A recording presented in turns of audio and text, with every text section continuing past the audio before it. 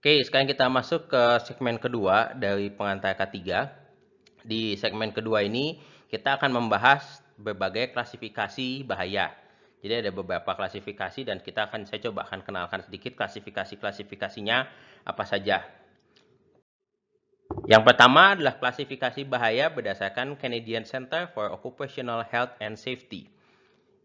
Berdasarkan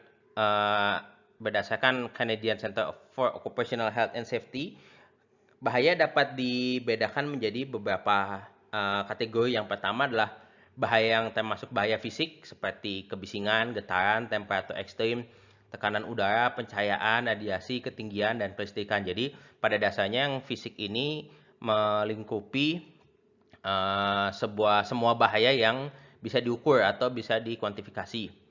Lalu kedua ada bahaya berdasarkan karakteristik seperti bahan kimia. Jadi berdasarkan klasifikasi kimia kita bisa, contohnya adalah bahan bacun, bahan yang dapat menimbulkan api atau ledakan itu. Jadi dia memiliki sifat kimiawi yang memang memiliki potensi bahaya di dalamnya. Lalu selanjutnya ada klasifikasi bahaya yang disebut dengan bahaya biologis seperti bakteri, virus, mikroorganisme, serangga, tanaman, atau hewan. Jadi pada dasarnya ini adalah sumber bahaya yang sifatnya biologis. Dan pada beberapa kasus bahaya biologis ini lebih susah ditangani karena tidak nampak. Seperti halnya adanya virus atau bakteri itu seringkali tidak nampak dan penanganannya lebih membutuhkan awareness supaya bahaya ini tidak berpotensi menimbulkan bencana. Lalu ada juga bahaya juga dapat dikategorikan dalam kategori ergonomis. Jadi ini kaitannya dengan postur tubuh dan postur tubuh dan bagaimana kita melakukan sesuatu. Contohnya adalah gerakan yang berulang, manual handling, desain tempat kerja yang tidak baik, desain pekerjaan, atau postur tubuh yang salah. Jadi memang ergonomis ini mencakup segala hal yang terkait dengan kenyamanan seseorang dalam melakukan kegiatan. Dan yang terakhir ada yang disebut dengan bahaya psikososial. Jadi bahaya psikososial ini lebih ke bagaimana perilaku kita, bagaimana hubungan kita dengan orang lain, dan bagaimana perilaku kita dalam melakukan pekerjaan. Misalnya stres dalam bekerja, kekerasan dalam bekerja, jam kerja yang berlebihan, atau beban kerja. Jadi memang ini sifatnya lebih menyerang ke aspek psikologis gitu. Jadi bukan sesuatu yang fisik tapi aspek psikologis. Kalau berdasarkan energinya, kita bisa mengklasifikasikan energi berdasarkan kita bisa mengklasifikasikan bahaya berdasarkan energinya, seperti energi potensial. Contohnya adalah kalau kita menaruh sesuatu di ketinggian. Energi kinetik ini misalnya bahaya akibat benda yang bergerak, misalnya alat bor atau rotary machine itu kan bergerak, ada energi kinetis dalamnya.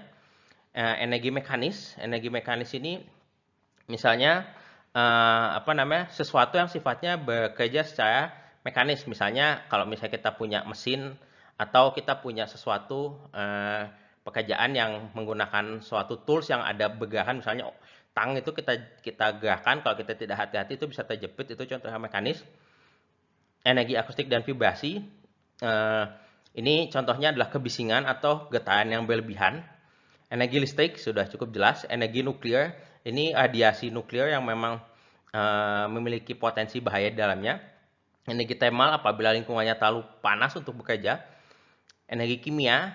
Nah, energi kimia ini walaupun agak berbeda dengan klasifikasi energi kimia tadi, tapi pada dasarnya banyak bahan kimia yang di dalamnya punya potensi energi dalamnya. Misalnya benda yang mudah terbakar itu dia punya energi kimia. Energi mikrobiologi terkait dengan sesuatu yang dibangkitkan dalam proses yang melibatkan mikroorganisme. Dan yang terakhir adalah energi otot gitu. Jadi kalau misalnya terjadi kita melakukan menggerakkan tubuh kita, itu ada energi di dalamnya. Jadi ini adalah klasifikasi bahaya berdasarkan energinya.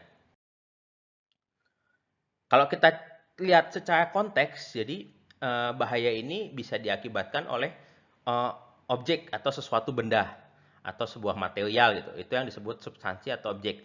Ada juga yang bahaya akibat aktivitas. Misalnya kita melakukan aktivitas ternyata cara kita melakukan aktivitas tersebut salah sehingga menyebabkan terjadinya cedera. Lalu bahaya akibat kondisi personal. Jadi misalnya kita bekerja tapi dalam kondisi tidak fit atau sakit. Karena kita sakit, maka ada potensi bahaya akibat kondisi badan kita yang tidak fit. Atau misalnya kita bekerja tapi sedang mengalami stres, itu juga akibat kondisi personal. Jadi lebih ke bagaimana situasi yang dihadapi orang per orang. Lalu yang terakhir adalah kondisi sistem yang berbahaya. Jadi contohnya adalah misalnya kita bekerja di lingkungan yang memang berbahaya. Misal kita bekerja di suatu lingkungan yang ada genangan air di bawahnya sehingga licin. Jadi itu adalah sistem kita bekerja, tempat kita bekerja yang berbahaya buat kita sebagai pekerja di dalamnya. Jadi pada saat kalau kita melihat konteks bahaya ini terkait dengan K3L, banyak aspek yang harus dipikirkan di dalamnya secara sekaligus. Misalnya peralatan, bagaimana peralatan tersebut bisa menjamin pekerjaan kita dapat dilakukan dengan aman, atau penggunaan alat pelindung diri. Lalu material, bagaimana kita menghandling material yang beracun atau mampu menyebabkan potensi bahaya.